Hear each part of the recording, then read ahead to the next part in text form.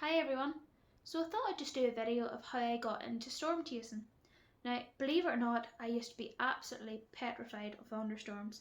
Now, this first began when I was about 3 or 4.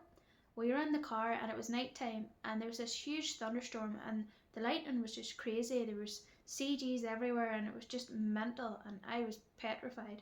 And that's where I began to be absolutely terrified of the storms. So all the way through my school years, my primary school years, and right up into my teenage years, like I was petrified. Like I remember doing my teacher's head in primary school. I was crying all the time. I was petrified that there would be thunderstorm when I was at school and I couldn't hide underneath my duvet. And like even in winter time, I was adamant there was going to be thunder lightning, and my teachers used to try and calm me down and say, look, it's just God moving his furniture. But I just wanted God to stop moving his furniture. So I was petrified, and I know I was a bit of a nuisance at primary school, but obviously I couldn't help it. It was a phobia that I had. Right up into my teenage years as well, it wasn't as severe, but it was still very much there. It still dominated my life. And when I was about 16 or 17, around that age, I was at my grandparents' house, Granny and Granda's house, and there was a thunderstorm. Now, usually when there's a thunderstorm when I was a wee, I used to hide underneath the duvet, put my fingers in the ears and block everything out, or try to, but I couldn't do that at Granny. Well, I could have done it at Granny and Granda's house, but I just felt a wee bit embarrassed not doing it at my own home. But Granda said to me, Colleen, come on and we'll look at the thunderstorm. And I was like, nope. But Granda took me by the hand and he took me over to the window and we watched the thunderstorm. Now, I remember being scared but safe with my granddad, and Granda was a meteorologist. So he worked for the Met Office and he presented the radio weather downtown here in Northern Ireland for many years, and he worked with Angie Phillips and Cecilia Daly. And so he knew his stuff. He was a meteorologist for over 40 years working for the Met Office, and he took me by the hand and he says, like, come on Colin, we'll watch the thunderstorm. And I was scared, but I trusted him and I went with it. And I remember watching it. Now the thunderstorm, looking back on it now, must be miles away because there's no structure and it was all precip, and it wasn't really, it was loud, but it wasn't like terribly close. But I remember watching it and I was just amazed. I was like, why was I terrified of this beautiful phenomenon and this gift that Mother Nature gives us? And I was just amazed by it. And really from there, that's when my fear turned into a passion.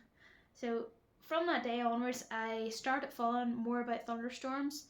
Granda taught me the different types of clouds, like stratus and cumulonimbus, just to watch out for thunderstorm clouds. Obviously stratus aren't thunderstorm clouds, but you know what I mean. And so yes, really from there is when I started researching more about it and having more knowledge about it. And I remember it was about 2009. I was must have been about 16, 17 after the first thunderstorm experience at the window. I started following a guy called Martin McKenna from Night Sky Hunter.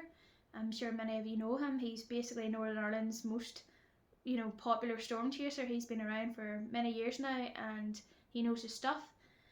So I followed he used to do a lot of videos, and he still does, reports of his storms and how they went, and I was just amazed by it. It's like, this fella went out to chase these storms and this is what he got. Look at the lightning, look at the structure he got on them storms, and I was like, I want to do this. And I followed more of his reports, and when I grew up a wee bit more into my early 20s, I got my driving test. And that was it. That was me hooked. I knew as soon as I got the test, I was out in the road. I bought myself a Briggs camera. It wasn't really a great camera. It was just like a PowerShot camera just to start me off, and a tripod. And I really went from there. I remember my first storm chase on my own.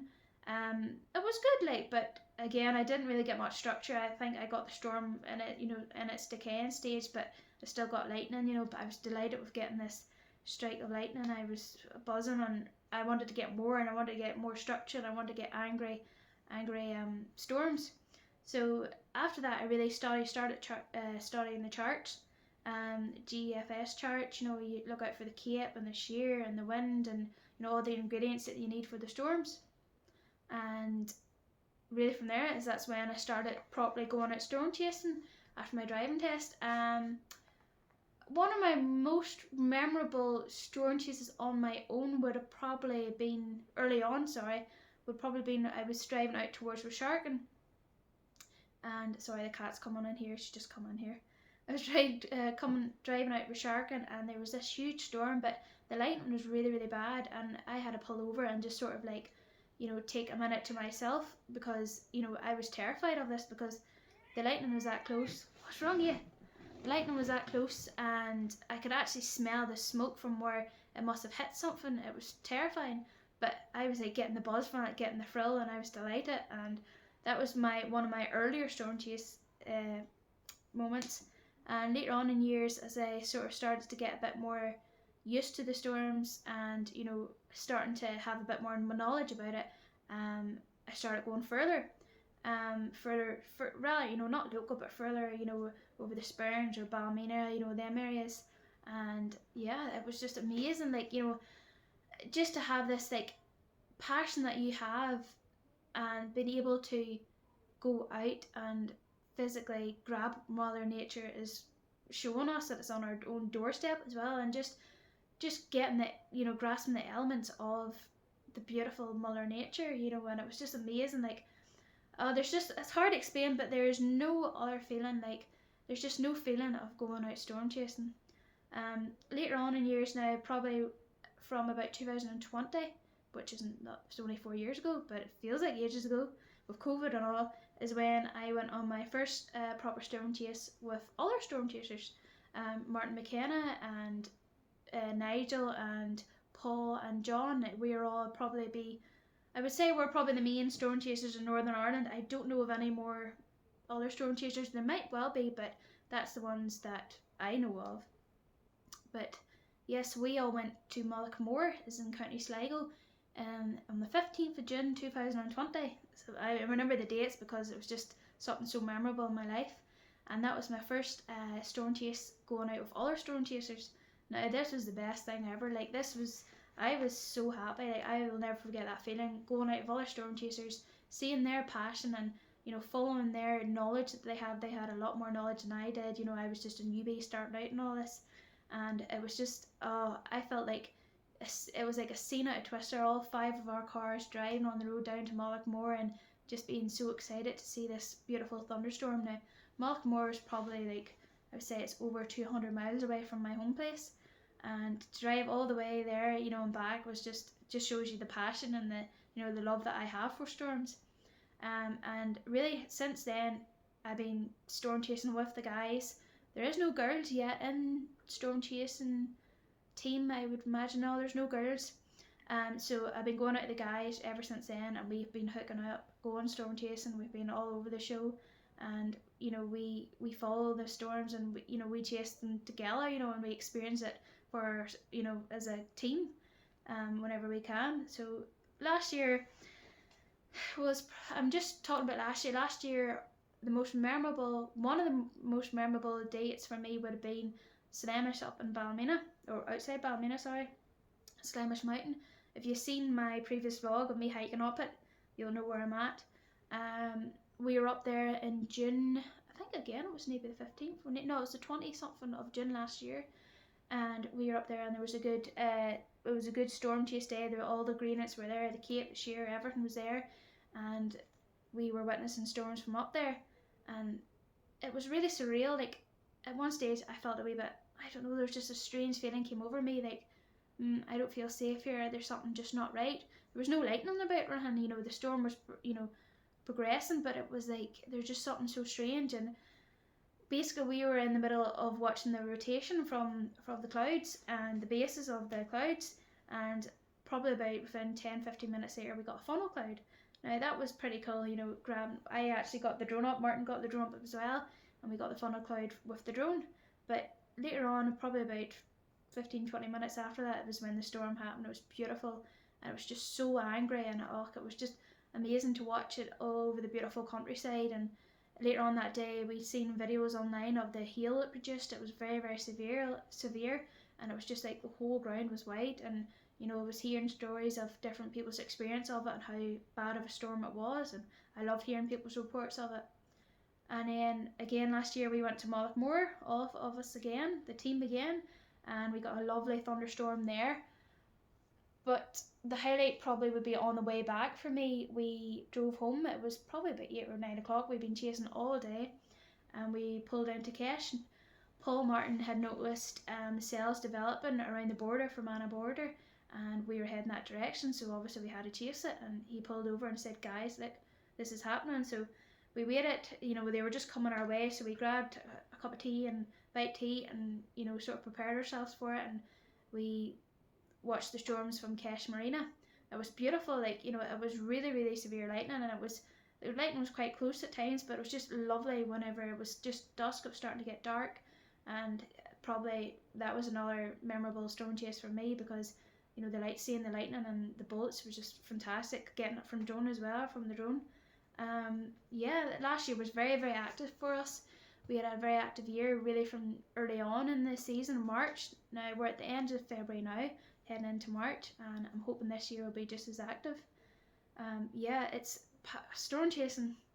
I just love it. There's no words that will describe how much I love it. It's just in my blood now. I would be lost without it. To me, it sounds bad, but there'd be no, in a sense, there's no purpose of living if I didn't have storm chase. I can't imagine storm chasing, not doing storm chasing or nothing. I just couldn't imagine my life without storm chasing. Also, I'm very much into photography. I enjoy taking photos of the aurora, the Northern Lights. There's a wee shot behind me here. Took of Muscle and Temple a few years ago. I enjoy taking photos of them. I enjoy it. It was probably 2021 was my first experience of the aurora. Now, I never thought you could get the aurora here in Northern Ireland, but you can. Thanks again to Martin McKenna and Nigel, because without them I probably wouldn't have got it or have known anything about the aurora, and I've learned a lot from them, and I've learned a lot from going out and just taking photos and just experiencing the different, sort of the geometric storms like G1s, G2, blah blah blah. But last year we got a G3. It was this time last year, February last year, we got a G3 storm outside in Swatra, and that was beautiful. I had captured a few auroras before that, and they were lovely, but I think that was maybe a G1, G2 maybe, but the beams on that were lovely. The photo doesn't really do it justice, but the beams were lovely. But last year in February was the G3 storm, and it was amazing. That was my first time seeing a G3 storm, and the beams were absolutely beautiful, the beautiful colours, the pillars just dancing across the sky. It was amazing. So yeah, I enjoy capturing the aurora. I'm hoping now as we go into solar maximum that we will start to get stronger storms and see more of them, hopefully, with sunspots producing auroras. But here in Northern Ireland, it's sunspots, what it's like in Northern Ireland, it's raining out here now, and tomorrow it could be clear for half an hour. But it's hard to get clear skies, and then whenever you do get clear skies, there's no aurora, or if you get clear skies, the moon is really bright. So there's a lot of factors that that have to be put into place to get aurora. And also, I'm very much into astronomy. Again, I've only started the past year or so, but that would be beginning with taking photos at night of the auroras and the stars and different constellations. I've recently bought myself a telescope. It's a great job. It's a 6-inch, and I'm only starting to learn properly how to, pick out the different constellations like Orion's Belt and Orion's Nebula. I'm very, very much early days into it, so I'm looking forward to hopefully progressing into that side of things. The telescope's a great job. I'm out with it as much as I can, whenever there's clear skies, and even looking at the craters on the moon, and it's amazing. I'm just so excited to hopefully get plenty of use out of it in years to come, and hopefully learn a lot more from it. But yeah, I think I've pretty much summed everything up there. My storm chasing auroras, and yeah. So if you have any questions, don't be afraid to comment below. I'd very much appreciate it. And yeah, I just like to, obviously my grandfather unfortunately has passed away now a couple of years ago, but he was the man that very much got me out of my phobia of storms and very much into storm chasing.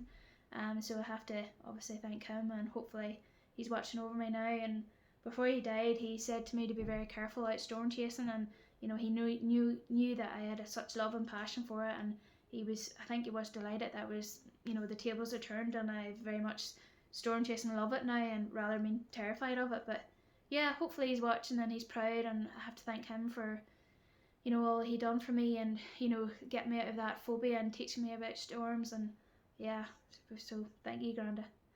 Guys, thanks very much for watching. I very much appreciate it. And as I said, don't be afraid to comment if you have any questions. You know, I very much like to hear them. Excuse the video maybe wasn't particularly great, but I was just talking from my heart and from my, you know, passion experience. So thank you very much for watching, and hopefully now we're heading into March. Hopefully there'll be more storms, storm videos, storm vlogs. We're very starting. You can feel the solar heating now. You can feel the heat now, and we're actually potential storm chasing day tomorrow, so I'm looking forward to that. There's Cape here, so it's great to see the Cape back inland rather than out to the sea. So yeah, fingers crossed we'll get a few more vlogs going this year, and who knows, I'm hoping for that tornado or that waterspout over Lough Neagh. Thanks guys for watching. Bye!